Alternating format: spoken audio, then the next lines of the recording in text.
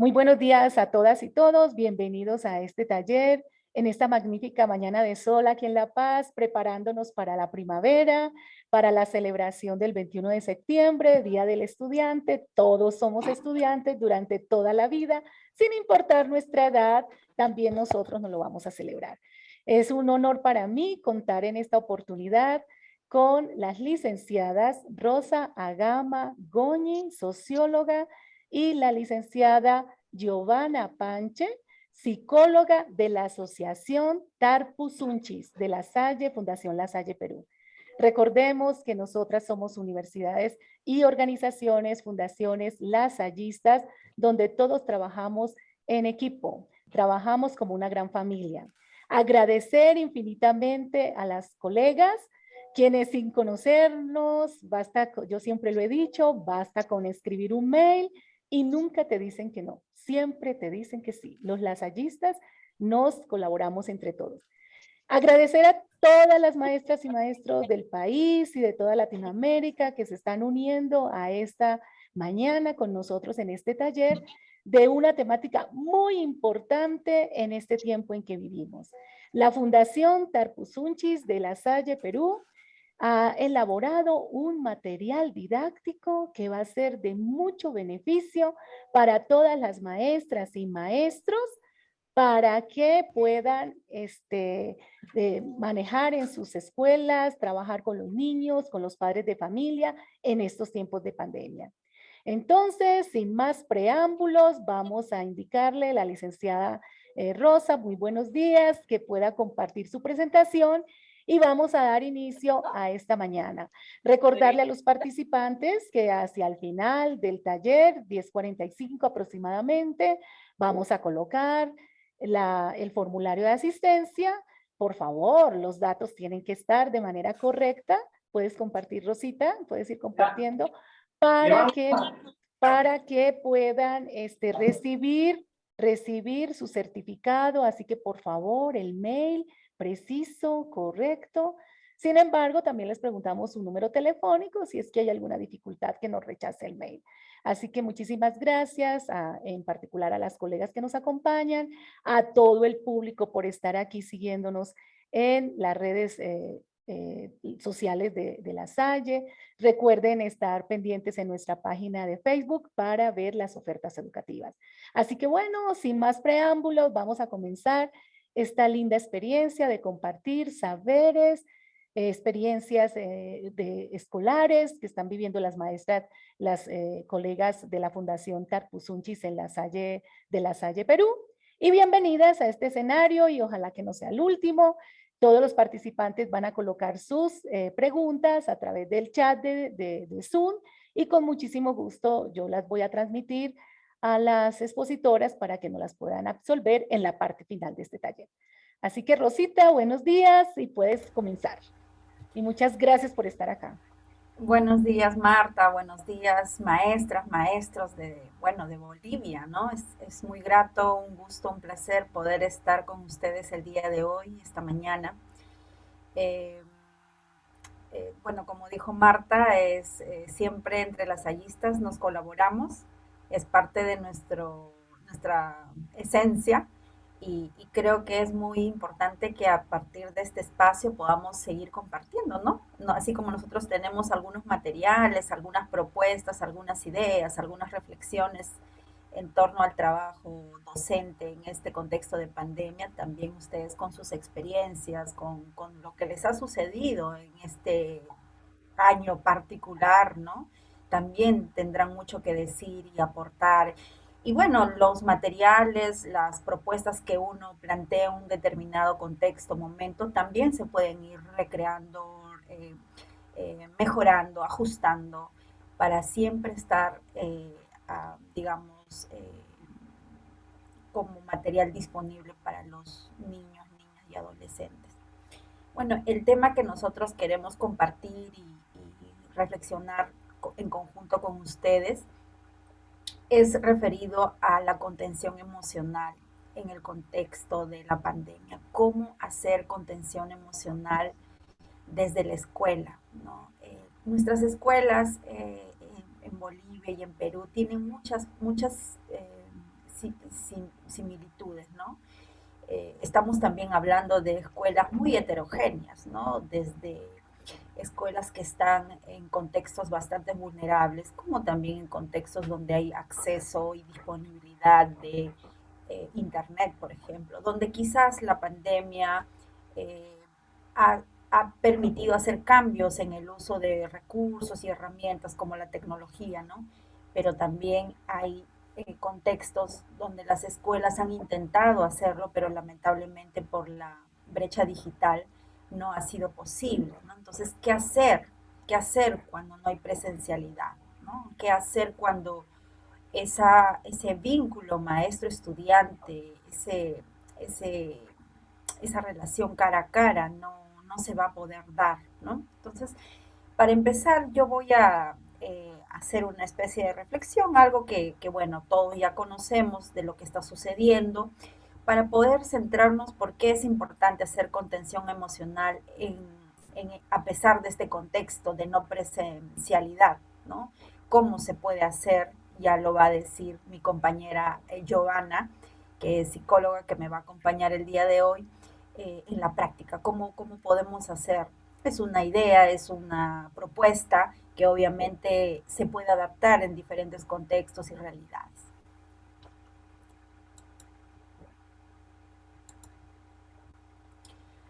Quiero compartir con ustedes 4 ideas, ¿no? Reflexiones, ¿no? Para empezar con cómo hacer contención emocional en la práctica. Una es que podamos identificar cuál es el impacto socioemocional de la pandemia en la niñez y adolescencia, ¿no? Y en la familia propiamente, que es contener emocionalmente en periodos de crisis. El aprendizaje socioemocional desde la docencia, qué significa, cuál es el reto, y contener emocionalmente en la práctica, por ejemplo, el duelo, ¿no? Que es un tema o es una situación bastante común en estos tiempos de pandemia, ¿no? Los 3 primeros temas lo voy a desarrollar y vamos a conversar juntos al respecto. Y el cuarto tema, Giovanna va a desarrollarlo muy específicamente eh, para que podamos saber paso a paso cómo hacer contención emocional. Bueno, primero tenemos que un poco ponernos, digamos, de acuerdo en entender que la pandemia ha generado o ha tenido muchos efectos, ¿no? En la economía de los países, en, digamos, en la salud, en, en la educación de los países, ¿no? Sin embargo, también tendríamos que, en el contexto de las realidades de los niños propiamente, de los niños, niñas y adolescentes, hay 4 aspectos interesantes e importantes que nos tienen que llamar la atención y que nos ponen en alerta como docentes de tener una comprensión clara a, hacia qué nos estamos enfrentando. Uno es que hay un efecto, sin duda, en los aprendizajes académicos, ¿no? Mencionaba hace un momento que hay una brecha digital eh, en Bolivia como en Perú. El acceso y la conectividad es sinónimo ahora en estos tiempos de desigualdad. Como nunca antes se ha evidenciado las grandes brechas que existen en la educación, ¿no?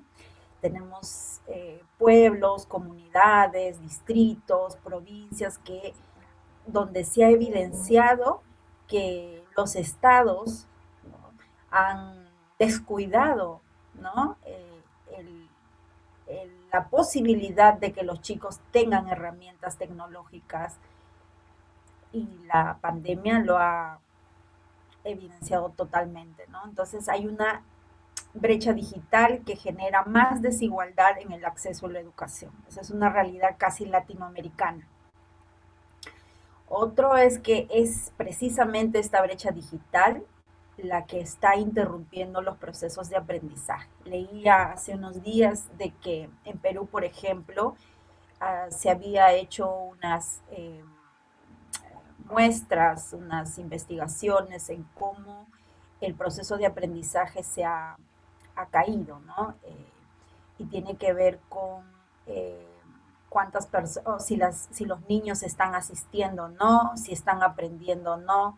Entonces, por ejemplo, la menor asistencia se está viendo en nuestro país, por ejemplo, ¿no? Y me imagino que en Bolivia también debe ser algo similar. Ah, por ejemplo, antes de la pandemia, el 2019, si mal no recuerdo, tenían un 92% de asistencia y ahora hemos disminuido a 87%, ¿no?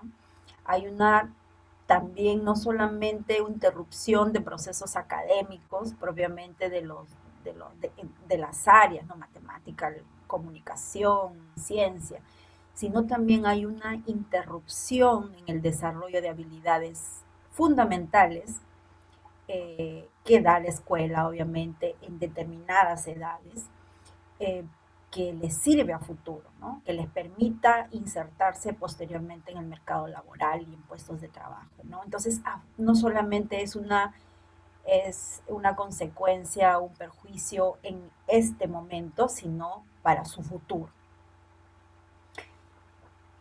Otra dimensión importante de cómo la pandemia está afectando a nuestros niños, niñas y adolescentes es en la vida familiar, ¿no? La pérdida, el duelo, cuántas personas cercanas a nosotros hemos, eh, hemos perdido o hemos visto cómo se han sentido al no poder despedirse de sus seres queridos.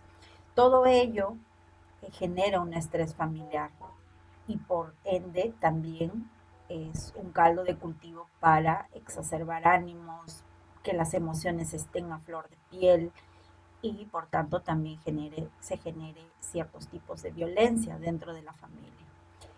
Y también eso está muy vinculado a la precariedad económica.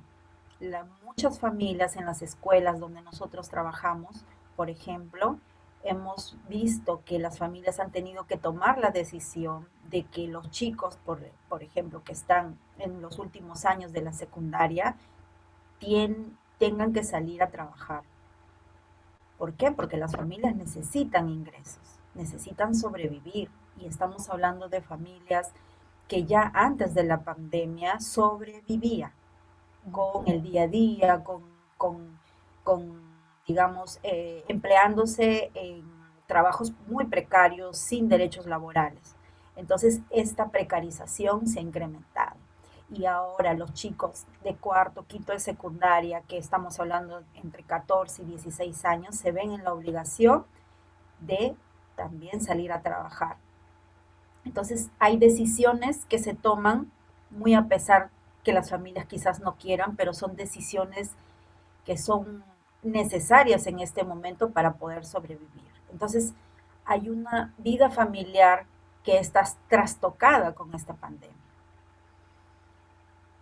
Y eso obviamente genera en el niño, niña, adolescente, eh, perjuicios en su salud mental, ¿no? Hay un experimento, se experimenta emociones difíciles, ¿no? Como el miedo, la ansiedad ante tanta incertidumbre, seguir estudiando, no seguir estudiando, mi mamá se curará, no se curará, morirá o no morirá. Es que lamentablemente así estamos, ¿no? Y todo ello obviamente conlleva una desmotivación en el aprendizaje. Bueno, a todo esto estamos viendo en solo tres dimensiones cómo los derechos de los niños, niñas y adolescentes a vivir en espacios seguros, en entornos seguros, tiende a vulnerarse. Entonces hay una gran vulnerabilidad. Eh, las escuelas cerradas, de todas maneras, también expone a sufrir diferentes formas de violencia en el entorno familiar. No ir a la escuela no solamente es que se interrumpen sus procesos de aprendizaje, sino también ese espacio de refugio que muchas veces es la escuela, ya no está, ¿no? Entonces, todas estas dimensiones hace que la vulnerabilidad de los niños, niñas y adolescentes sea más fuerte. Entonces, la pandemia sin duda ha afectado a todos, pero creo que los estados, digamos, los que toman las decisiones en nuestros países quizás no están valorando o tomando como prioridad la gran necesidad de tener políticas públicas a favor de nuestras infancias, nuestras adolescencias, porque sin duda son los más afectados.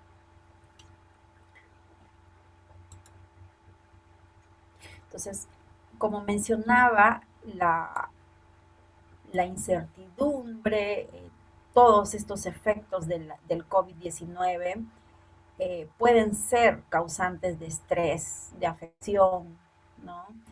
Eh, cuando, como toda persona, nos enfrentamos a situaciones difíciles, a decisiones difíciles, a situaciones adversas, intensas, ¿no?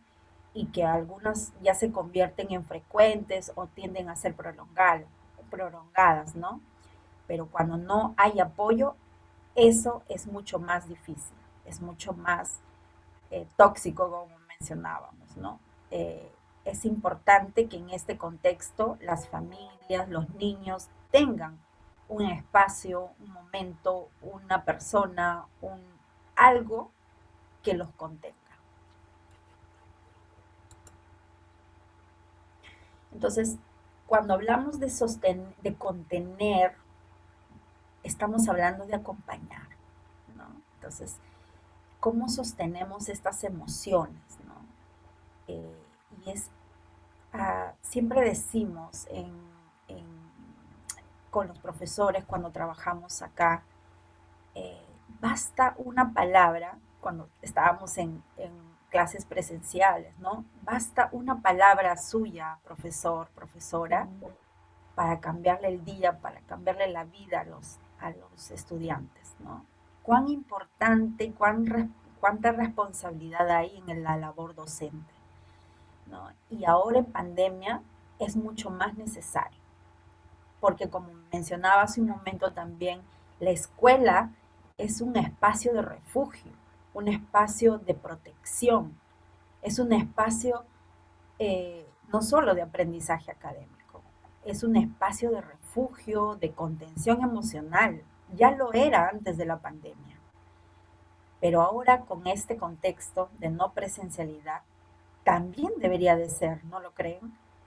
Entonces, ¿cómo sostenemos las emociones? Es a través del acompañamiento y ofreciendo vías adecuadas para la expresión de sentimientos.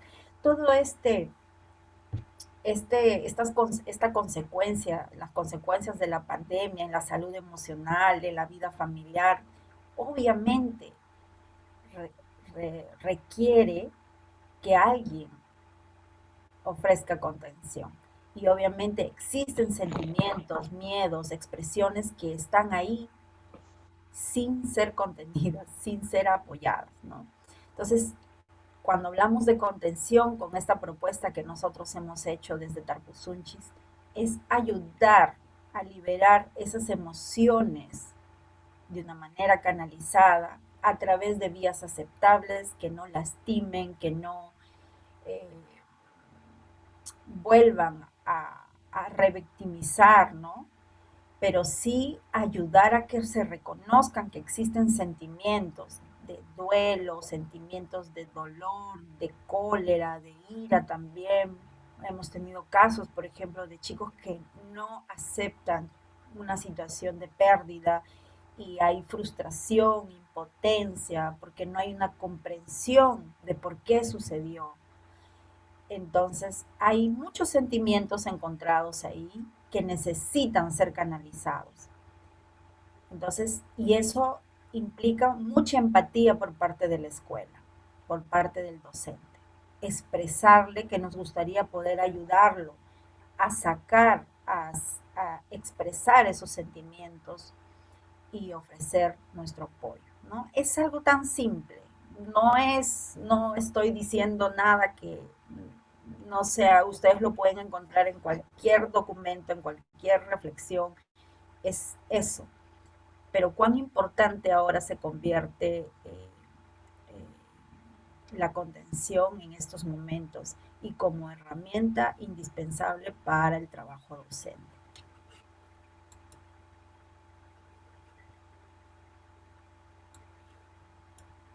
Entonces, lo que yo decía es, ¿qué podemos hacer desde la labor de la docencia? No solo como docentes, nosotros como adultos, cuidadores, como padres, madres responsables de los niños, niñas y adolescentes, ¿no? Siempre ofrecer el apoyo necesario para lidiar con con el estrés, para satisfacer las necesidades básicas de salud mental, ¿no? Así como tenemos la necesidad de tomar agua, necesidad de ir a tomarnos, ponernos vacunas, que los niños se pongan Ujú. las vacunas, es importante también atender la salud mental de los chicos. Eh, en concreto, también poner a disposición, ya de manera institucional, por ejemplo, si somos escuela, poner a disposición líneas y vías de ayuda utilizando diferentes plataformas, ¿no? Desde un teléfono, desde un WhatsApp, diferentes formas de poder comunicarnos para prevenir y responder o interrumpir ciertas situaciones que puedan vulnerar sus derechos, ¿no?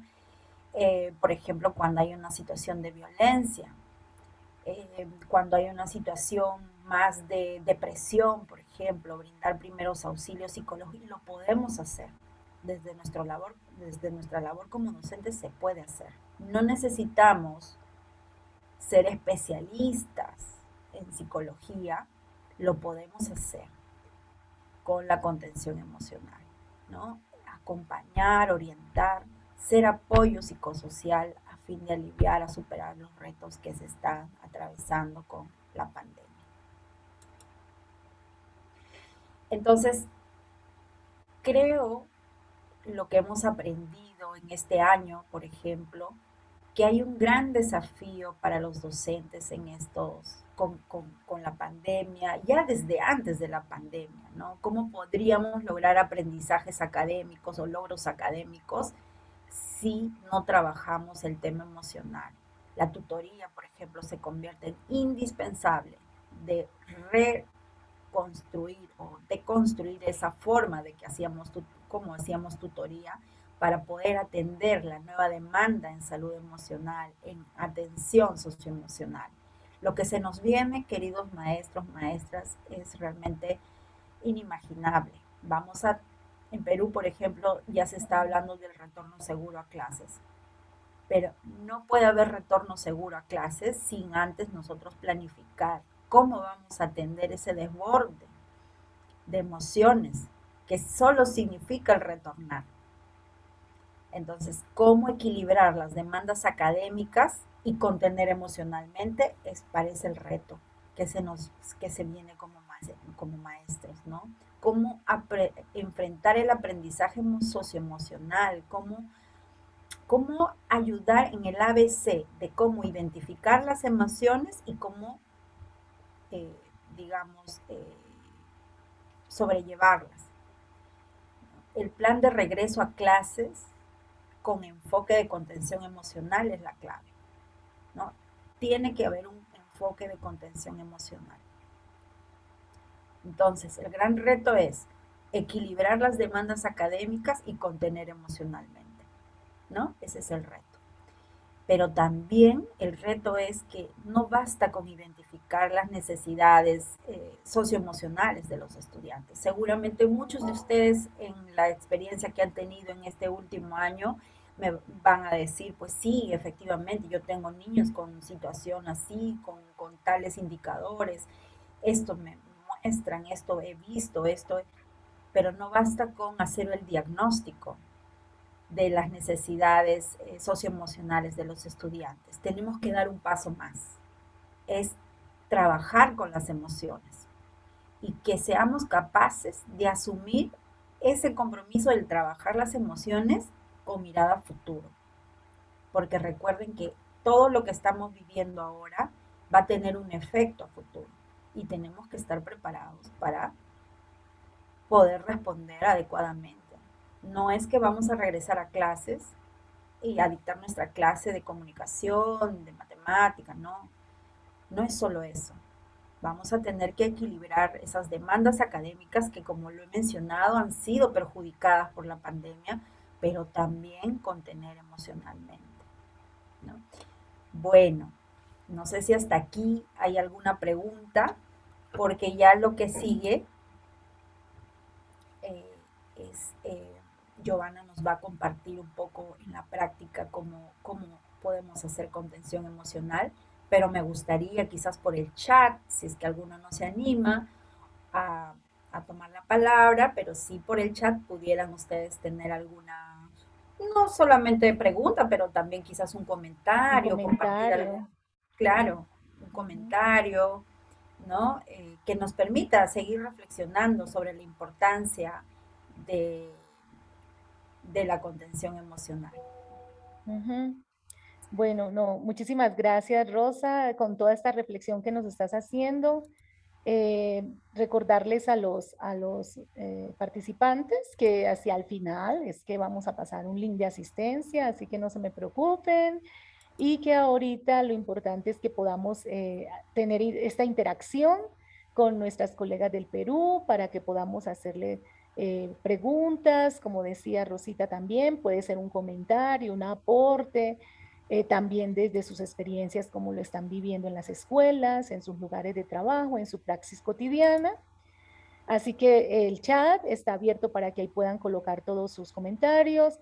Pedro Landeros nos dice desde México, excelente plática maestra. Tú sabes que en México nos decimos maestros y maestras. Muy bien, Oh, Pedro. Muchísimas gracias. Ok. gracias. Y también pueden, Dolly Núñez dice que ha levantado la mano. A ver, Dolly, lo Oh, que pasa es que, Dolly, déjame Buenos yo días. ver. Ah, sí, sí puedes. Ok, Sí. perfecto, dale. Buenos días, Marta. Muchas gracias a la expositora Rosa. Una consulta.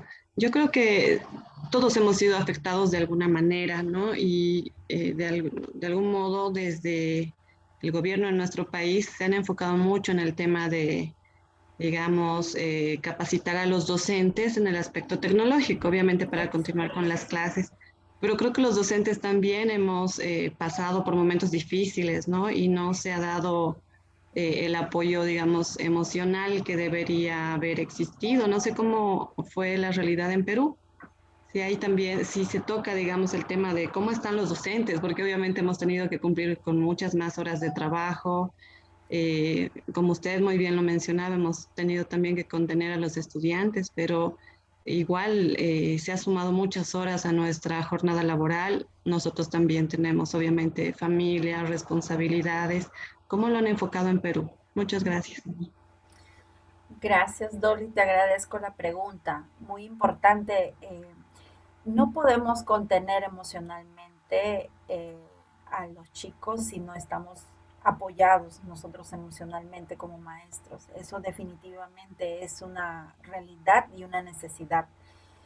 Eh, y es cierto, ¿no? Lo que mencionas, y creo que es similar en varios países de Latinoamérica o de América Latina, el hecho de que con esta pandemia hemos tenido que, como maestros, han tenido que aprender aceleradamente con el uso de tecnologías de la información, ¿no?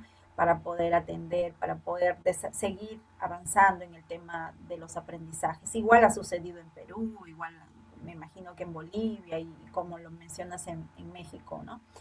Entonces, yo creo que sí, sigue siendo ese reto, ¿no? De cómo desde los estados, desde las políticas educativas propiamente, tiene que haber este equilibrio y este equilibrio entre el desarrollo de, digamos, actividades académicas con el tema emocional, ¿no? Desde los propios docentes, con los docentes mismos, ¿no? Nosotros en nuestra experiencia en Tarbusunchis, por ejemplo, hemos planteado tener varias sesiones de contención emocional con los propios docentes. Cuán importante es que ellos también se sientan que estamos con ellos, que sientan que alguien está pensando en ellos, uno. Dos, que tengan herramientas de autocuidado personal, que es tan importante ahora para la salud mental, ¿no? Hemos tenido también charlas, encuentros, espacios de reflexión para poder expresar también desde los docentes, porque son papás, porque son hijos, porque son esposos, ¿no? O porque han enfermado. El pasar por la experiencia del COVID para muchos ha significado un volver a vivir, a renacer, ¿no? Entonces, y eso tiene un efecto emocional, ¿no? Entonces, creo que es importante desde las políticas públicas, desde la sociedad civil, donde se trabaja desde ONGs, por ejemplo, que están apoyando o trabajando en el tema educativo, contener y dar soporte emocional a los docentes para que ellos también puedan dar soporte o contención a los estudiantes. Y sí, en realidad hay un gran reto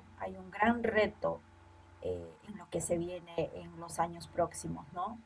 Porque la educación de por sí, antes de la pandemia, necesitaba bastante, digamos, aprendizajes de habilidades socioemocionales por parte de los docentes para trabajar con los chicos. Ahora es mucho más fuerte la necesidad, ¿no? Rosita, tenemos varios comentarios y también inquietudes en el A chat. ver, Ahora sí se han animado mucho los qué maestros. bien.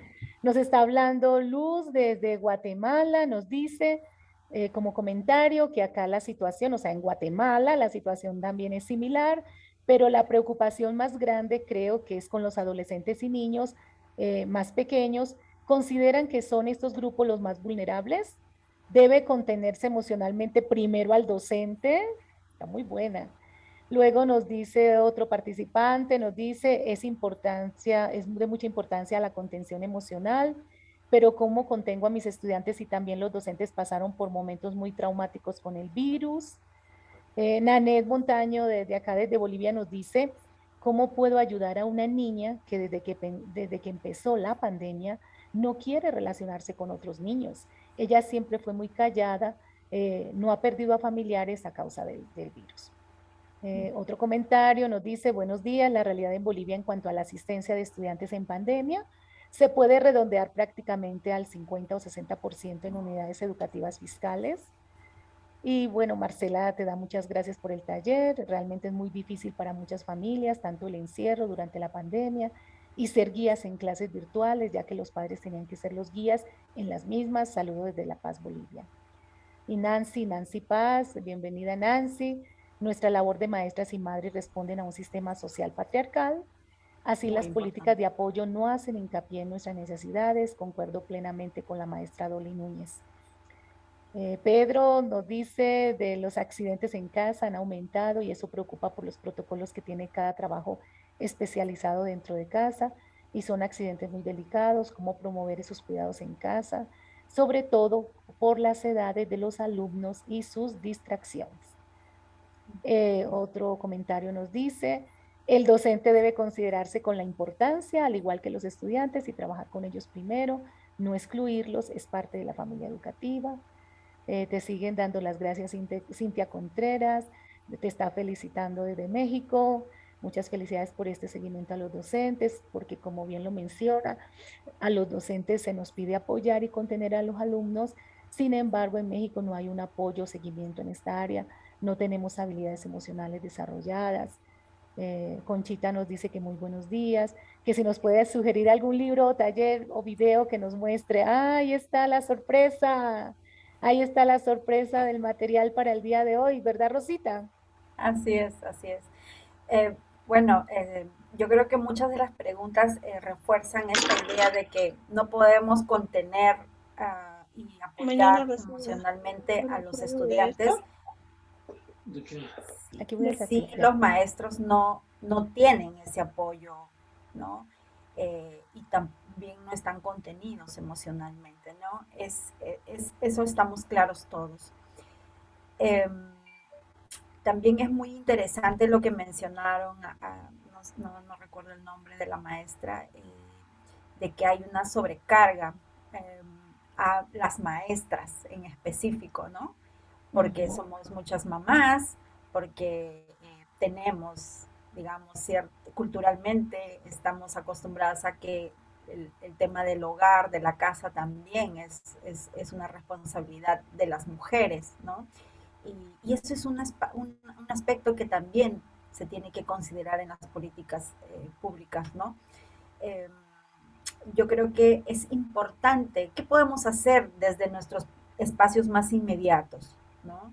Que son nuestras escuelas. Nosotros somos parte, como maestras, como maestros, somos parte de las escuelas. Entonces, ¿qué podemos hacer? Porque las políticas, sabemos que los estados están recién como que indagando de cómo van a retornar a las escuelas, cómo van a hacer que los maestros puedan ir seguros. En Perú, por ejemplo, están recién vacunando a los docentes, ¿no? Y todavía están viendo cómo van a ser los protocolos, se están preparando. Pero nosotros como maestras, como maestros, ya estamos en la cancha, ya estamos atendiendo a nuestros estudiantes, ya estamos conteniendo, aunque no, quizás algunos ni se den cuenta, ya lo están haciendo. Ya estamos haciendo seguimiento de sus aprendizajes académicos, pero también seguimiento a la vinculación del estudiante con la escuela. Ya están ustedes trabajando y están haciéndole frente a esta pandemia. Por ejemplo, es muy importante, a pesar de toda la carga y la sobrecarga que pueda haber dentro de la labor educativa, tener estos espacios, acá en Perú le llaman el trabajo colegiado, no sé cómo lo llamarán en otros países, de ese espacio de encuentro entre los docentes. ¿Cuán importante? En Perú decíamos muchas veces que como que la parte administrativa, lo normativo, ¿no? Hace que muchas veces haya menos horas para poder hacer posible que los docentes tengan un espacio de reunión, de encuentro, de reflexión, de poder intercambiar información y sobre todo de poder tener trabajos conjuntos para atender una situación específica, ¿no? Ahora es el momento de que en estos trabajos colegiados o en estas reuniones entre docentes tengamos un espacio de escucha entre nosotros, entre docentes mismos, ¿no? Qué importante es atender lo que le ha pasado a mi compañera que ha perdido quizás a un familiar, qué importante es saber mi colega tiene dificultades quizás para poder conectarse utilizando una determinada herramienta, ¿no? Qué importante saber cómo yo puedo ayudarlo, quizás si es que está en mis manos, ¿no? Implica que nosotros volvamos a entender de que el trabajo en equipo no es un trabajo de grupo, sino el trabajo en equipo implica que cada uno pueda compartir lo que sabe, ayudar al que necesita y también escuchar al que necesita y dar una palabra de aliento, de, digamos, de optimismo, ¿no? Y de ayuda en un momento difícil, ¿no? Entonces, son pequeñas prácticas que podríamos, desde nuestros espacios más inmediatos, empezar a trabajar para poder hacernos contención entre nosotros mismos también, ¿no? Y obviamente, necesitamos que de estados también, a partir de los ministerios y con sus políticas claras, que también, ¿no? Generen espacios también para que el docente pueda acceder y atenderse y todo eso, ¿no? Y un constante acompañamiento, obviamente, ¿no? Pero ¿qué podemos hacer de manera inmediata? Creo yo, por ejemplo, que son los espacios de trabajo colegiado muy importantes, que no solamente veamos lo académico puro o el avance de las actividades propias, sino también de ver qué necesitamos nosotros como colegas, ¿no? Eso es. Eh, me encantaría seguir, pero creo que ahora Giovanna tiene mucho más detalles de cómo hacer la contención emocional, que miren, esto no es solamente para que lo puedan hacer entre ustedes y sus alumnos, sino también esto sirve para hacer en nuestra familia, con nuestros amigos, entre colegas también, ¿no? Puede servir mucho. Yo quiero dar el pase a Giovanna, ¿estás por ahí? Giovanna, a ver, yo reviso. Aquí, muy bien, ¿cómo están? Buenos días a cada uno de ustedes, estimados docentes. Bueno, a todo el equipo que ha hecho posible también esta reunión, este encuentro de aprendizaje. Y voy a pasar Por A favor, continuar con nuestra colocamos, exposición. Jovenita, un Sí. momentito, vamos a colocar la presentación en pantalla completa. Oh, perfecto, sí. Con F5, exacto, perfecto, muy bien, muchísimas gracias. Bien. Escuchamos. Entonces estamos ya ahora en dando continuidad con la exposición de nuestra ponente Rosa Gama. Vamos a pasar ahora a trabajar cómo contener emocionalmente en la práctica. ¿Cuál es ese proceso a desarrollar definitivamente en un entorno virtual y sobre todo en este contexto de pandemia?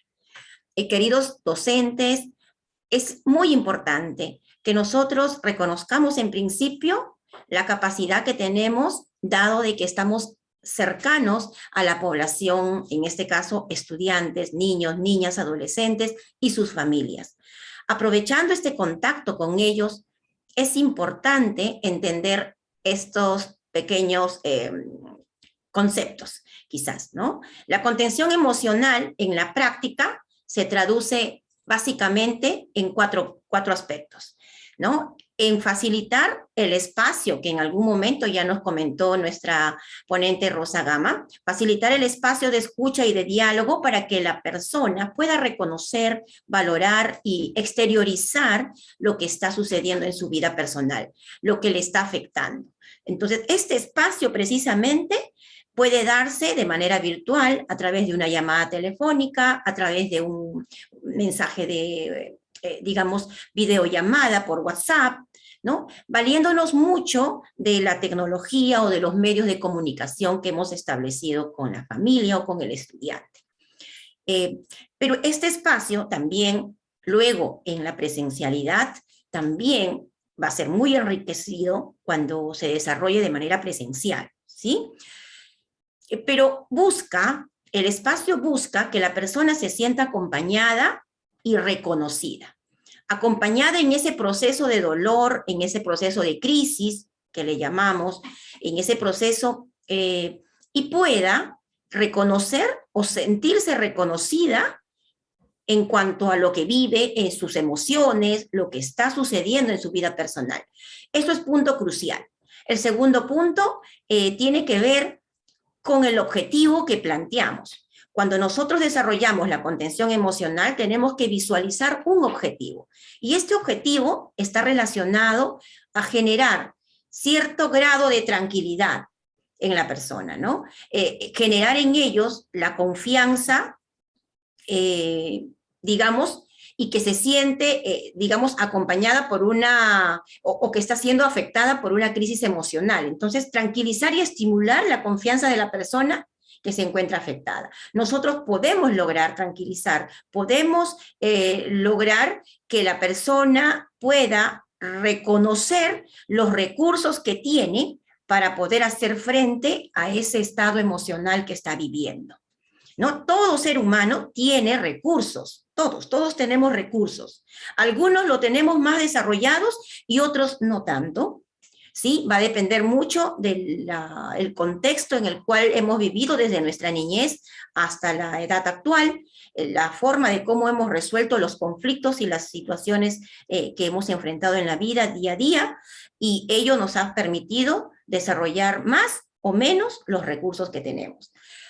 En este proceso de contención emocional, nuestro objetivo es generar, impulsar o estimular esos recursos para que lo pongan en práctica, ¿sí? Muy bien. Y otra tercera idea es favorecer la expresión de los sentimientos, ¿no? Las emociones, a través de estas dos competencias básicas que todo docente tiene, que es la escucha activa y la empatía, ¿sí? Bien, la escucha activa obviamente es intentar escuchar con todos los sentidos, ¿no? E incluso con los ojos observar si lo que nos dice tiene cierto contenido real con lo que vive la persona, ¿no? Estoy triste y que emocional o digamos, los rasgos faciales puedan demostrar también que está triste. Entonces hay una concordancia quizás, ¿no?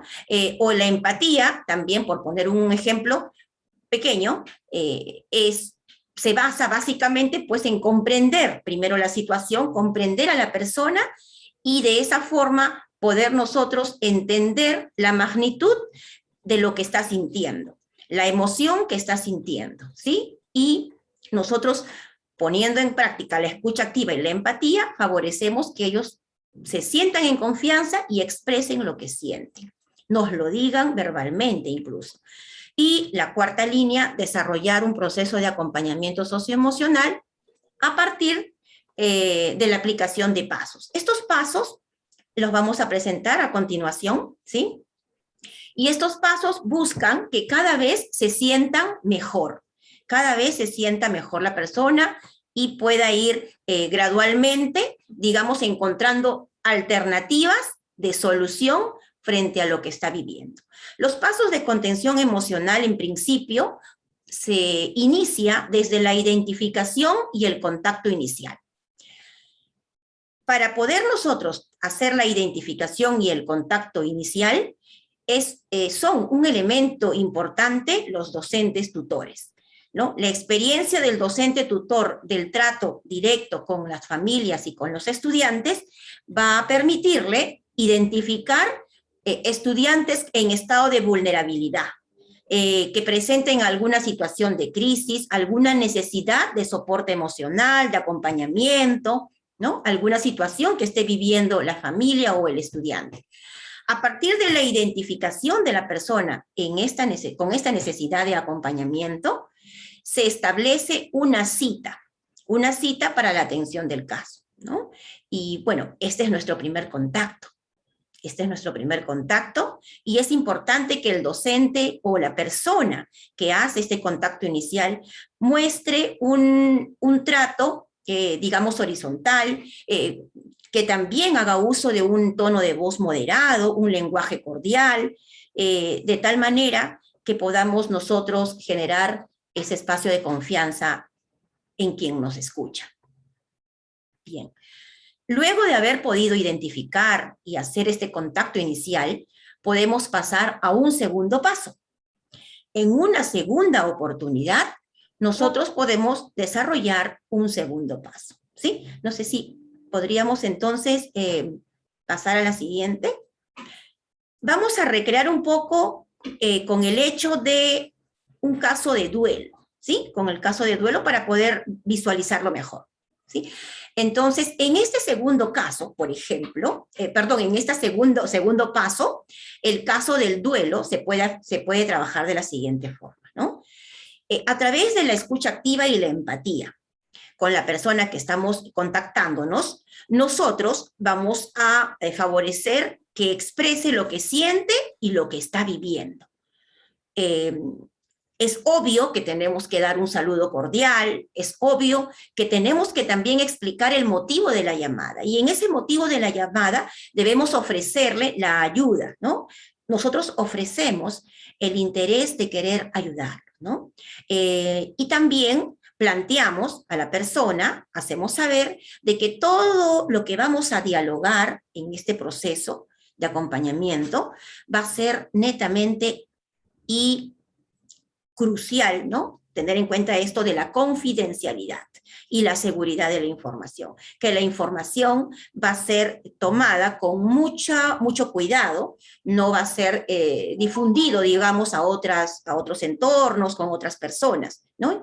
Esto va a asegurar también que la persona pueda sentirse quizás en confianza, en mayor confianza, ¿sí? Bien, vamos a asegurar también que el estado de ánimo de nosotros como docentes, como contenedores, como acompañantes emocionalmente, estemos estables, estemos ubicados en un espacio tranquilo, en donde no haya ruido, en donde no haya interrupciones, distracciones, de tal manera que nuestra tranquilidad, nuestra escucha activa, en toda nuestra atención, esté enfocada en la persona que vamos a contactar. Y ellos lo van a sentir, porque ellos están bastante sensibles. Y esa sensibilidad va a permitir captar la disposición de querer ayudarlos. Bien. En el proceso de duelo, tomando en cuenta un caso de duelo, por ejemplo, en este contexto de pandemia, nosotros estamos recreando un poco el caso de un estudiante, por ejemplo, que no asiste a clases y que no está con frecuencia resolviendo las actividades escolares. Este ha sido un indicador para el docente. un referente, pero luego con la llamada telefónica, sobre todo con la primera llamada telefónica de contacto inicial, el docente verifica y toma en cuenta, toma en consideración de que efectivamente algo está sucediendo con este estudiante y a través de este diálogo llega a la conclusión de que definitivamente ha sido por la pérdida del padre de familia, ¿sí? Entonces, ante la pérdida, por ejemplo, de un familiar, se ha visto afectado este entorno de familia, con la madre, viuda, haciendo frente a la situación, sobre todo económica, emocional, lo que implica quedar sola bajo, en este caso, la carga familiar, ¿no? La responsabilidad, el poder haber quedado sin recursos también por haber intentado afrontar el tema, por ejemplo, actual de pandemia, etcétera, etcétera. Y muchos otros factores que puedan estar afectando a la familia y que trae como consecuencia también afectar la educación del estudiante, ¿no? El no concentrarse, el no asistir regularmente porque se entiende que se están priorizando quizás otros aspectos de atención de la salud física en primer momento y ya luego el estado emocional desquebrajado quizás, ¿no? Afectado. Bien, entonces en esta escucha activa y empatía lo que se busca es establecer el contacto, ¿sí? Y sobre todo asegurar de que la persona pueda expresar lo que siente, ¿sí? Nosotros tenemos que transmitir de que estoy interesado, estoy llamando porque porque quiero brindarle mi apoyo, estamos preocupados. Yo en especial como tutor estoy preocupado por mi estudiante Juanito, ¿no? Y también por usted, señora, ¿no? ¿Qué es lo que está sucediendo, ¿no? ¿Qué es lo que ha pasado, ¿no? Tras la pérdida de su esposo, ¿cómo lo está afrontando? Con unas 2 o 3 preguntas de interés, de querer saber cómo se siente, la persona va a poder expresar, ¿no? Y es importante aquí, además de la escucha activa y empatía, nosotros no interrumpir, evitar juzgar y sobre todo validar. Tenemos que validar en todo momento lo que nos dice la persona, lo que siente la persona. Podemos hacer uso de algunas palabras como yo entiendo lo que usted está pasando. Es comprensible lo que usted siente, ¿no? La persona puede sentir ira, cólera, tristeza, muchas emociones a la vez o seguidas, o puede cambiar de emoción, pasar de la tristeza a la cólera o a la ira por no haber podido cubrir quizás el gasto como para asegurar la salud del esposo. Entonces, nosotros favorecemos esto validando lo que siente. Bien. Seguimos en una tercer paso de este proceso de contención que se puede desarrollar en algunos casos 2 veces por semana o el contacto puede ser 1 vez por semana dependiendo de la situación que se está, en este caso, afectando, ¿no? En la tercera conexión que tengamos con la persona, precisamente se denomina conectar. Sí, conectamos con la persona ya con mayor profundidad, validamos lo que siente, vamos a tener que nosotros hacer uso de nuestro recurso de percibir, ¿no? Vamos a percibir, ¿no? Con nuestra escucha activa, ¿sí? Vamos a percibir y vamos a mencionarles, lo que les decía, que comprendemos lo que está sintiendo y lo que piensa. ¿Sí? Vamos a también expresarles aquí, es importante expresarles gestos de solidaridad, de apoyo en palabras, ¿no? Animar a la persona, muy bien señora, o muy bien Juanito, ¿no? Entendemos lo que está pasando. Ha sido lamentable la pérdida de su esposo, ¿no? Etcétera, y con nuestras palabras, nosotros vamos a dar respuesta a cada necesidad de aprobación, de ser escuchado, de ser escuchada que nos va a transmitir la persona, ¿no? Esto se da en el momento, es en el proceso. Toda persona no reacciona de la misma forma, pero el docente o la persona que está haciendo el acompañamiento tiene la capacidad, si está poniendo en práctica la escucha activa y la empatía, obviamente que tiene la capacidad de poder alinearse, conectarse, ¿no? Sincronizarse y poder dar la frase más correcta en ese proceso, en ese mismo instante en el cual la persona nos transmite una necesidad a través de una expresión, ¿no? Como por ejemplo, estoy muy triste, ¿no? O no sé qué hacer, ¿no? O me siento angustiada, ¿no? Etcétera, etcétera. Pueden haber muchas frases, ¿no? Y nosotros dar respuesta a ello. Vamos a pasar entonces a una cuarta conexión. Para pasar a la cuarta conexión, nosotros, recordemos, hemos validado, hemos acentuado, hemos aceptado, hemos brindado también palabras de aliento, quizás decirle que está en un proceso de duelo, es un proceso, podemos decir de repente algunas consignas, algunos elementos, digamos, que tienen que ver con lo real, ¿no? Por ejemplo, este proceso va a demorar un tiempo, toma un tiempo, un proceso de duelo. Va a llegar un momento en el cual, con el tiempo, en el cual mirará usted para atrás y recordará como un hecho triste, pero ya no será tan intenso el dolor, ¿no? Este dolor gradualmente va a ir cediendo, poco a poco. Pero para ello, yo ahora, en este momento en que está siendo muy intenso, estoy yo para escucharla, estoy yo aquí para acompañarla. Entonces, dar esas frases de esperanza, esas frases de confort, esas frases de soporte, ayuda también bastante a la persona que nos está escuchando. En esta cuarta cita, cuarta reunión, ¿no? En la cual establecemos, ¿no? Luego de haberles dicho, por ejemplo, muy bien, señora, nos vamos a comunicar entonces la siguiente fecha, le voy a llamar el día jueves, por ejemplo, a la misma hora, ¿le parece? ¿Sí? Yo estaré atento y esperando que usted se encuentre cada vez mejor. Cualquier alcance, a cualquier necesidad, me puede escribir un mensaje, yo voy a estar atento a lo que usted me escriba. Bien, entonces dando estas también frases de aliento, de acompañamiento, de soporte, pasamos a una cuarta sesión. En esta cuarta sesión, lo que se busca es ayudar a la persona que identifique salidas y alternativas.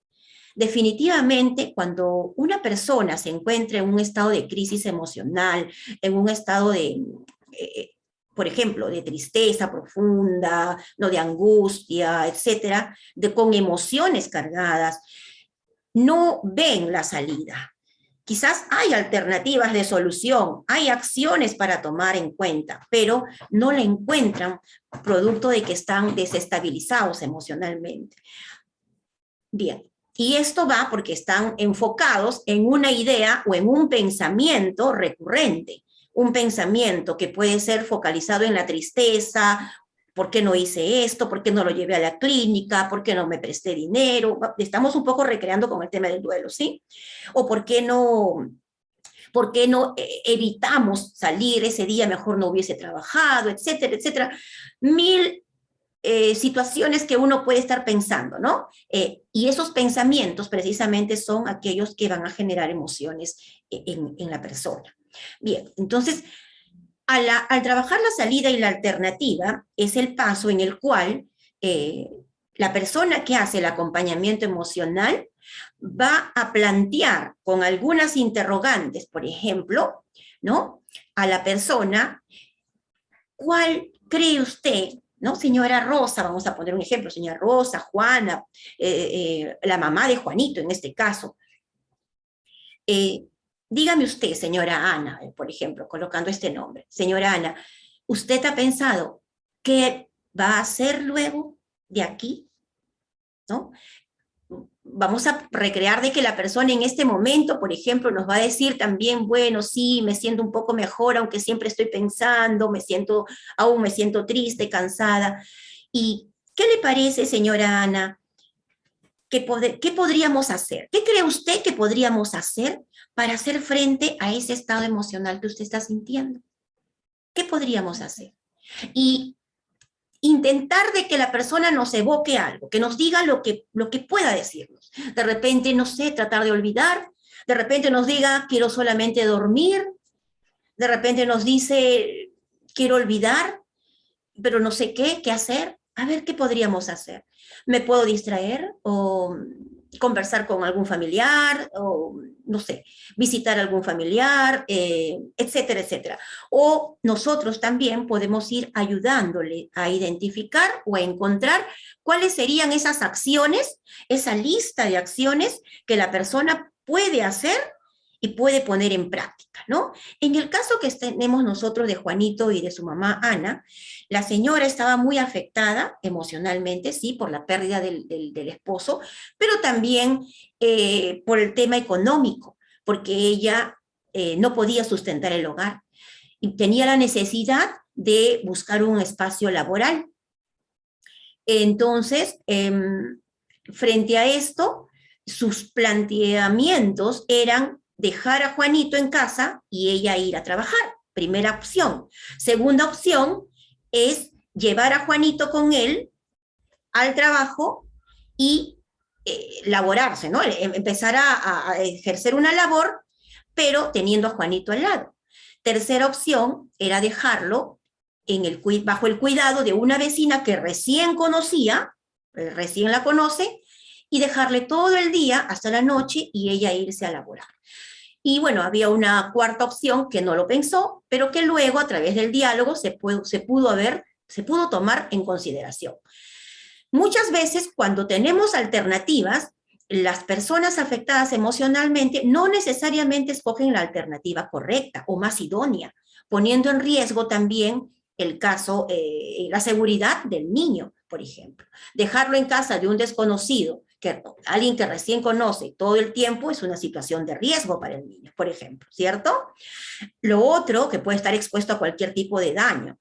Y lo otro es también el poder llevarlo al centro laboral, no le va a permitir concentrarse en su trabajo, y otro, que el niño va a estar descuidado en ese centro laboral, porque su atención va a ser desempeñarse laboralmente y dejando de lado al niño, y quien también podría tener un riesgo, ¿no?, de seguridad, dependiendo del trabajo. Sin embargo, a través del diálogo nosotros podemos ir cuestionando cada una de las alternativas. Pero ¿sería un lugar seguro, señora Ana, para él? ¿Usted cree que en este trabajo él va a estar bien? ¿Usted cree que Juanito, por ejemplo, se sienta cómodo, en confianza con estas personas que recién está conociendo, su vecino, su vecina? ¿Habrá alguna otra alternativa quizás que no demande que usted esté fuera del hogar, mejor dicho, mucho tiempo? Sí, quizás hay un trabajo que me están ofreciendo medio tiempo. Perfecto, ¿y cómo es esto? Cuénteme. Entonces, permitirle que la persona hable, dialogue, a través de nuestro diálogo, que vaya encontrando la alternativa más idónea, pero sobre todo, con esto estamos logrando que la persona ya se active, o sea, que no se quede con los brazos cruzados, que no se quede en shock, que no se quede inactivo, sino se empiece, como nosotros decimos acá, a activar. Es importante que nos activemos, hagamos algo, hagamos todo lo que creemos que podemos hacer. Cuando hayamos agotado todas las posibilidades, nosotros como seres humanos sabremos de que realmente hemos hecho todo lo que estuvo humanamente a nuestro alcance. Y si por ahí no hubo un resultado favorable, no nos vamos a sentir con esa carga emocional de culpa quizás, ¿no? Porque hicimos todo lo posible, todo, intentamos todo, lo que creímos, lo que identificamos. Entonces, eso nos ayuda también a nosotros emocionalmente y nos ayuda para poder hacer frente a las situaciones, ¿no? Y no estamos solos, estamos acompañados por el docente, por la persona que nos está escuchando, que está mirando, viendo desde otra óptica con mayor claridad la situación, y que quizás pueda ver, sin tener esta carga emocional, la alternativa más correcta, ¿no? Bien, entonces, al identificar la alternativa, nosotros vamos a dar un aliento a la persona. Muy bien, señora Ana, usted está eligiendo esta alternativa. Vamos, entonces yo le animo. ¿Qué le parece? ¿Cuándo va a ir usted? A ver, ¿qué le parece si yo le llamo la siguiente fecha, a la misma hora, y usted me comenta cómo le fue? ¿Sí? ¿Le parece bien, señora Ana? Perfecto. Y con las actividades de Juanito, ¿qué le parece si yo le brindo los alcances, las tareas, ¿no? Para que él pueda nivelarse en sus tiempos, poco a poco, como él pueda, ¿no? En ese proceso. Y luego me comenta cómo le fue. Y de repente también me contacto con Juanito. Juanito, ¿cómo te fue? Qué bueno, lo has mejorado. Entonces pasamos ahora sí, con esto, a una quinto paso. En nuestro quinto paso, lo que nosotros vamos a realizar es la derivación o el seguimiento. Y estos están juntos, ¿por qué? Porque el caso puede ir mejorando, puede ir avanzando, puede lograrse que la persona va encontrando el camino, va encontrando la alternativa y va dándose cuenta que activándose, haciendo cosas, ¿sí? Está resolviendo gradualmente la preocupación que tiene o la situación que está viviendo. Y bueno, en este caso, vamos a poner como por ejemplo que la señora y tanto el niño Juanito como la señora Ana han logrado establecerse. Muy bien, se están adaptando al nuevo entorno de vida en donde viven ella y su niño. Se está adaptando gradualmente a asumir ella el rol de trabajar, por ejemplo, de organizarse para cuidar a su niño también, etcétera, y etcétera. En ese proceso de adaptación, encontramos que ha sido favorable, ya va una semana trabajando, por ejemplo, el niño ya está empezando las tareas, ya se le siente más motivado, ya está participando en clases, no con frecuencia, pero por lo menos las fechas que lo hace con mucha emoción. Los estudiantes, sus compañeritos también están dando soporte, porque el docente ha asegurado que sea así.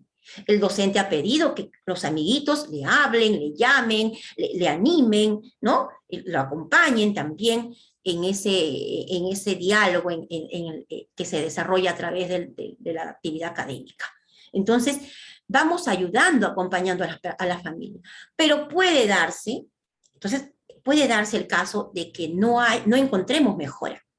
Puede darse el caso que la señora Ana se eche al abandono, como se dice, ¿no? Que no haya asistido a la entrevista, no haya tomado el trabajo, haya dejado de hacer sus actividades comunes, por ejemplo, solo quiera dormir, ya no quiere cocinar, ya no tiene interés. Entonces son indicadores, signos de un posible caso de depresión. Cuando nosotros como docentes encontramos signos de alerta, signos de alarma, que ya obedecen a otro, digamos, ya a un tema ya más grave, como la depresión, la ansiedad, etcétera, tenemos que inmediatamente derivar a los centros especializados que tengamos en nuestro país, en nuestro entorno. Aquí, en nuestro país, nuestros centros son los establecimientos de salud de primer nivel, en donde son acogidos las personas, evaluados, y si se encuentra casos graves, son derivados a un establecimiento mayor con especialistas, que son los centros de salud mental comunitarios, ¿no? En donde hay todo un equipo multidisciplinario, psiquiatra, médico, terapeuta, enfermero, enfermera, ¿no? Psicólogo, y que hacen un abordaje integral. Pero el primer canal es el establecimiento de salud de primer nivel, donde hay personal entrenado, sea psicólogo o médico entrenado, para identificar alguna afectación emocional. Y de poder trabajarlos ellos, lo trabajan. Y si es un caso grave, lo derivan a un centro de salud mental comunitario. Licenciada Giovanna, una pregunta que estaban haciendo en el chat, ¿es estas abreviaturas, qué instituciones son allá en el Perú? Oh, perfecto, sí. Por favor, sí. Precisamente EESS son establecimientos de salud, que son las postas, los centros médicos, ¿no? Que hay en cada zona. En el país existen, incluso en los poblados más lejanos, en el Perú, un centro de salud. ¿No? Y en los centros de los CSMC, es Centro de Salud Mental Comunitario, que les comentaba, que es un equipo ya multidisciplinario, es algo así como un mosocomio grande, un hospital grande en salud mental, pero que está focalizado en un centro más pequeño, pero con el equipo multidisciplinario. Y también se está ampliando a nivel del país en diversas regiones para contar con un centro especializado, ¿no? Eso es una experiencia reciente, no tendrá más de 10 años, de 5 años aproximadamente, pero es que obedece al contexto peruano. Y de MUNA, en el caso de que, por ejemplo, identifiquemos algún signo en donde la familia, bueno, ahora hemos trabajado el tema del duelo, pero puede que nos encontremos con un caso en donde haya signos de alerta de un posible caso de violencia, de abandono al niño, etcétera. Y nosotros podemos recurrir en esos casos, por ejemplo, a la de MUNA, ¿no? Que son los centros que están ubicados, estos espacios están ubicados en los gobiernos locales, que son municipalidades acá en el país. En cada distrito, a nivel del Perú, existe una municipalidad, y dentro de la municipalidad hay este espacio que denominado de MUNA, que ve estos casos. Pero también tenemos, en casos de violencia ya más concreta, contra la mujer o contra los integrantes de la familia, son los centros de emergencia mujer, que son los CEM, ¿no? CEM, Centro de Emergencia Mujer, en donde pueden acudir las familias o a través de una llamada telefónica gratuita o un chat, pueden acceder a ser atendidos por los especialistas que ven y hacen todo un abordaje en el caso de la violencia, o a un hospital, etc. Entonces va a depender mucho de qué signo identifiquemos para nosotros poder orientar y derivar, ¿no? Por ejemplo, podemos decirle a la señora Ana, es importante que usted se acerque a un establecimiento de salud. ¿Hay un centro de salud cerca a su domicilio? Sí, el centro de salud Juan Ramírez, ya. Acérquese al centro de salud Juan Ramírez. ¿Puede hacerlo? ¿Qué día lo puede hacer, señora Juan? A ver, dígame usted. El día lunes, ya. El día lunes yo le voy a llamar a usted a tal hora. ¿Le parece? Yo la llamo para hacerle recordar, es más, le hago recordar el domingo. Y el día lunes le digo, señora Ana, ya está yendo, ¿cómo le va? Y cuando usted esté en el centro de salud, también la voy a llamar. Señora Ana, ¿cómo le fue? ¿Le atendieron? ¿Sacó cita? Etcétera. Esto consiste en poder nosotros asegurar, a partir del seguimiento, asegurar que la persona pueda acercarse a este establecimiento para que pueda recibir la ayuda correspondiente. Entonces, aquí queda el caso con derivar. Pero en el caso del seguimiento, como les decía, hay dos opciones. Nosotros podemos hacer un seguimiento a través el docente puede hacer un seguimiento periódico, por ejemplo, de si la señora asistió o no asistió, si sacó su cita, cómo le ha ido, y esto se puede hacer una vez por semana. Una vez por semana, ¿no? Señora Ana, ¿cómo le fue? Uy, sí, asistí, el psicólogo me habló, me dijo, ahora me siento más calmada, más tranquila, he entrado a un programa, me van a ayudar. Hay un programa de grupo, de trabajo de personas que están en duelo como yo, también han perdido familia, también han perdido... Entonces, insertamos a la persona a estos espacios para que ellos puedan ser atendidos por los diversos establecimientos de acuerdo a la necesidad que tengan. Pero este proceso de seguimiento, por lo menos, son 6 llamadas. ¿Qué significa? Que en la experiencia que nosotros estamos desarrollando, tenemos 5 pasos de trabajo directo con ellos. Y los siguientes 5 o 6, ¿no? Son procesos de seguimiento al avance de lo que se está trabajando. Entonces, mucho tiene que ver, si se han podido dar cuenta, estimados docentes, en lograr que la persona se active y en lograr que la persona se plantee acciones. Y a esas acciones que ellos han planteado, esas alternativas de solución, tenemos que dar seguimiento si se están cumpliendo o no esas acciones.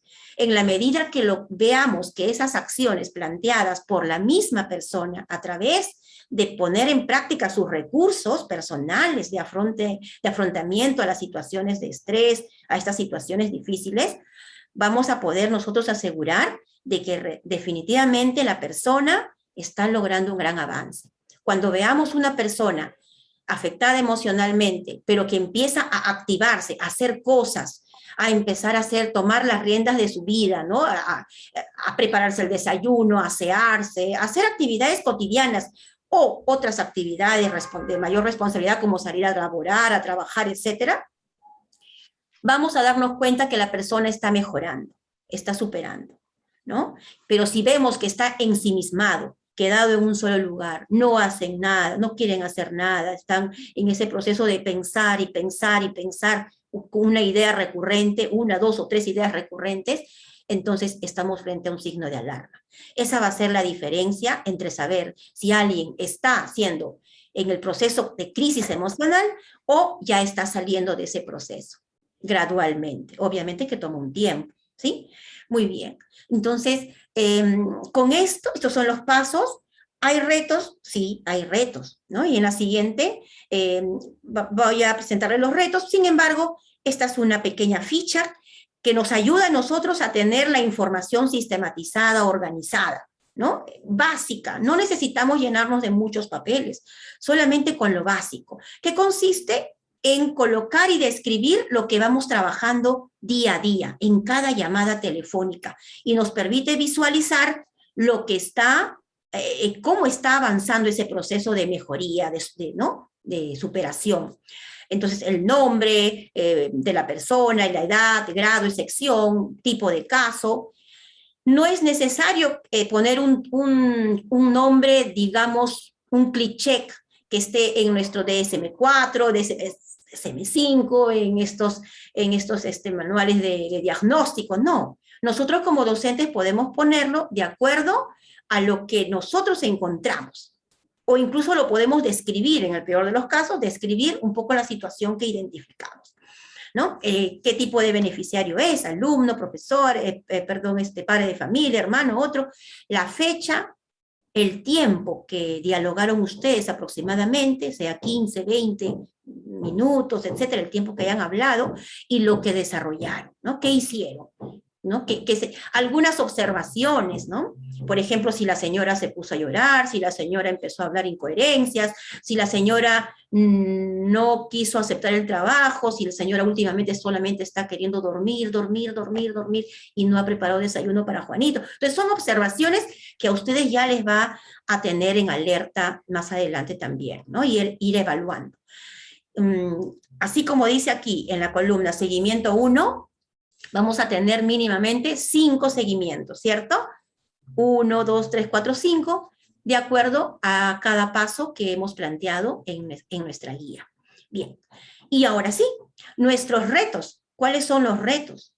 El reto, estimados docentes, en principio, yo lo he puesto al final, pero creo que es lo más importante. Vamos a describirlo. El reto importante es la voluntad de cada persona, en principio. Esa voluntad de que cada persona, en este caso docentes, padres, incluso en nuestro mismo hogar, en nuestra misma familia, tener voluntad de querer hacer acompañamiento emocional, ¿no? Que significa que si encontramos un caso, no pasarlo omiso, no pasarlo por alto, sino detenernos un momento y decir, no, acá hay una necesidad, y si yo estoy entrenado, si yo tengo voluntad, si yo tengo mínimamente la capacidad de escucha activa y mínimamente la capacidad de empatía, entonces puedo empezar a hacer este proceso.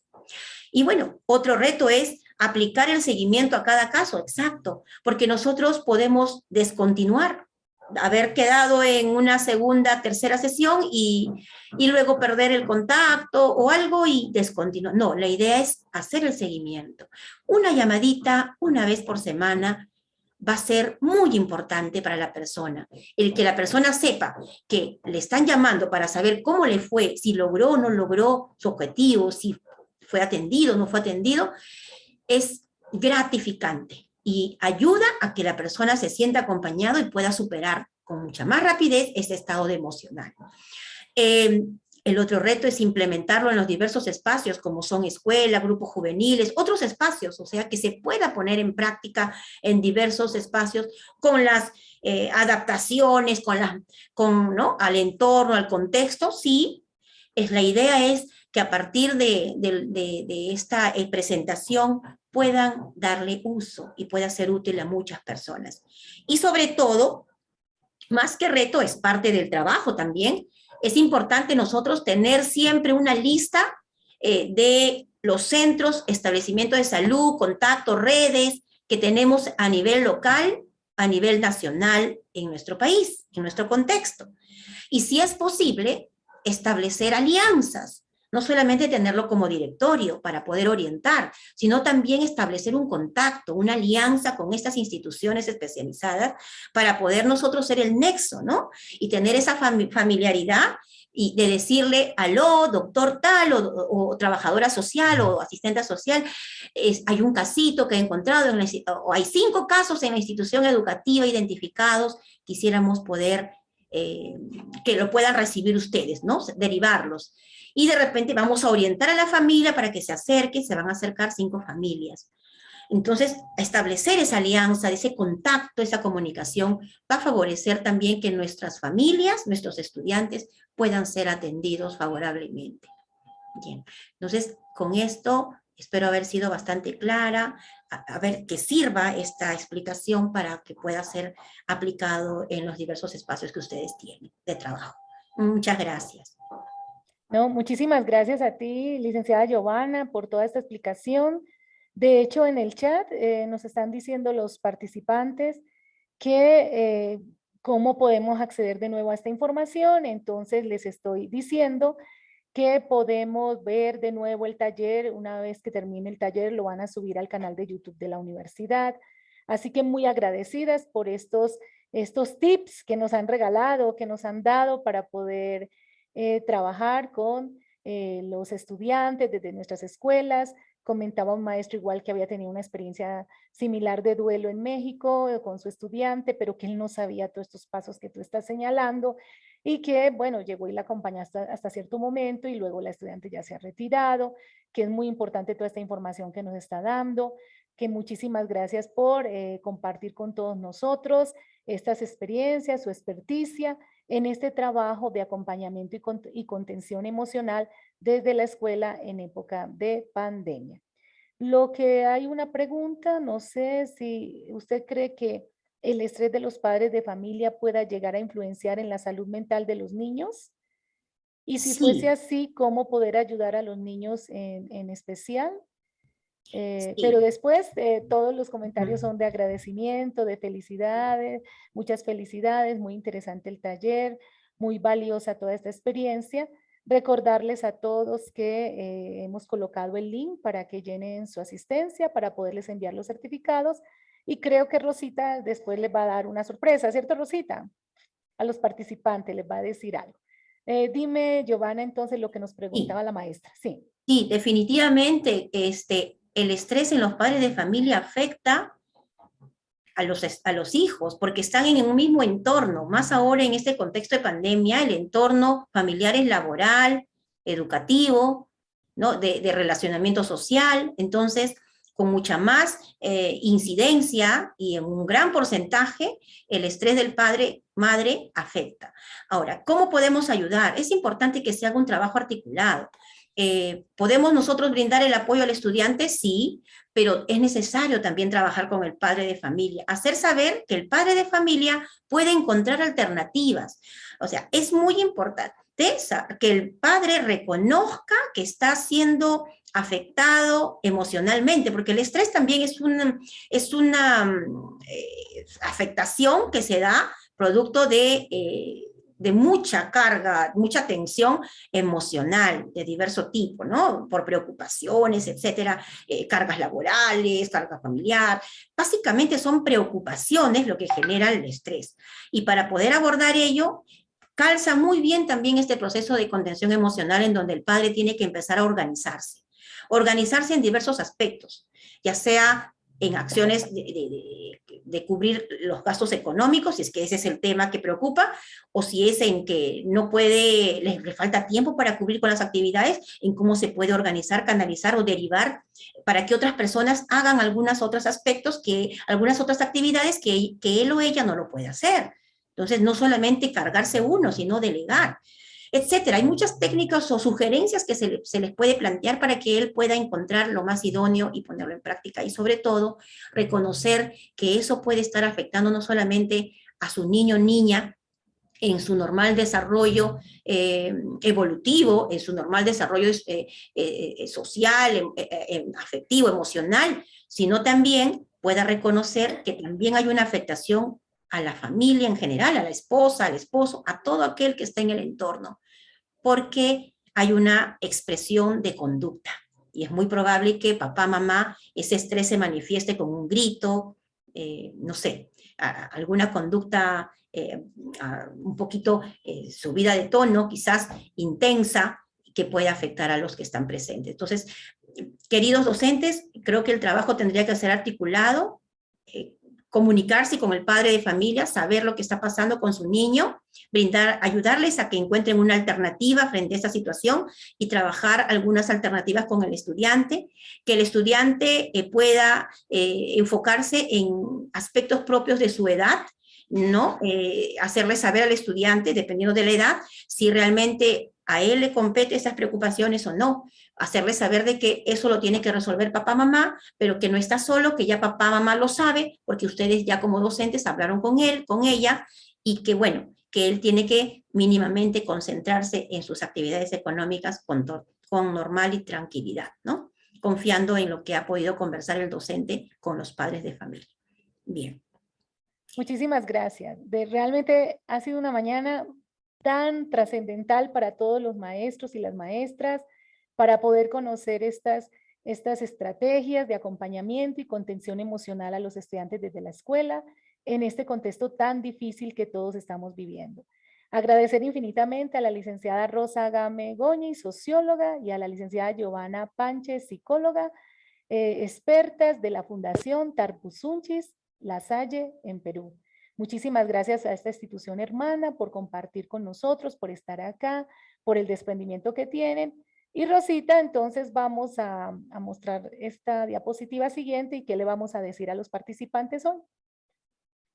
Bueno, queremos compartir con ustedes el material que hemos trabajado en este último año y 2 años atrás ya, 2020-2019, que es un material dirigido para los chicos, chicas, niños, niñas. Es habilidades de autoprotección para niños, niñas y adolescentes. Es un material que tiene como objetivo brindar algunas pautas a los niños, niñas y adolescentes para desarrollar ciertas habilidades que les permitan identificar situaciones de riesgo, sobre todo para el tema del abuso sexual y todo tipo de violencia. Luego también tenemos la guía que ha sido parte del encuentro del día de hoy. Esta guía que Giovanna ha explicado al detalle está también es un material que se llama Guía para el Acompañamiento y la Contención Emocional a Estudiantes y Padres. Y por favor, compártanlo. Cuando llegue a manos de ustedes, difúndanlo, compártanlo. La idea es de que podamos llegar a más docentes, más maestras, más maestros que puedan, digamos, utilizarla como orientación para el trabajo de contención que se nos viene.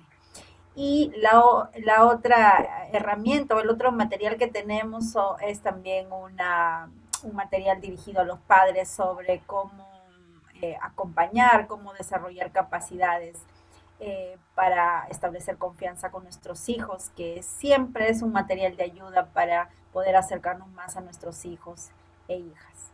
Y el también, sí, también tenemos un tríptico que lo hicimos antes de la pandemia, ese es real, pero tiene mucho que ver con esta propuesta de articulación o esta invocación a la articulación desde la escuela con las instituciones que están alrededor de nuestras comunidades, de cómo hacer ciertos protocolos, ciertas rutas para la atención cuando encontremos casos de donde los derechos de los niños están siendo vulnerados, ¿no? Desde el tema del abandono familiar, o el maltrato, el abuso.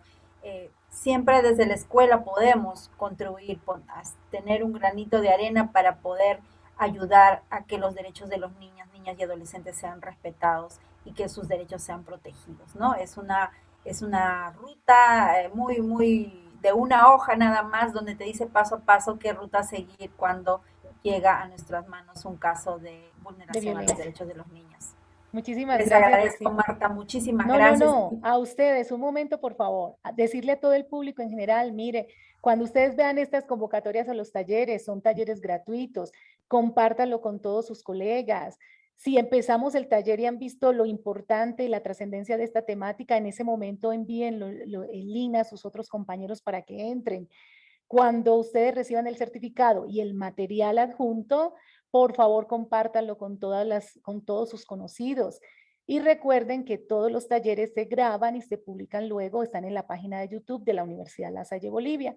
Agradecer el desprendimiento, la solidaridad, la colaboración de las colegas que nos acompañaron en el día de hoy, y por nuestra parte les vamos a hacer llegar estos 2 certificados de parte de la Universidad La Salle Bolivia por su contribución a la formación de los maestros con esta linda ponencia que nos han establecido en el día de hoy. Ahí está firmado a los 18 días del mes de septiembre del 2021. Entonces, a sus mails les voy a estar haciendo llegar, una vez que terminemos el taller, estos 2 certificados, tanto a la licenciada Giovanna como a la licenciada Rosa, por su desprendimiento, por su generosidad de estar aquí con nosotros.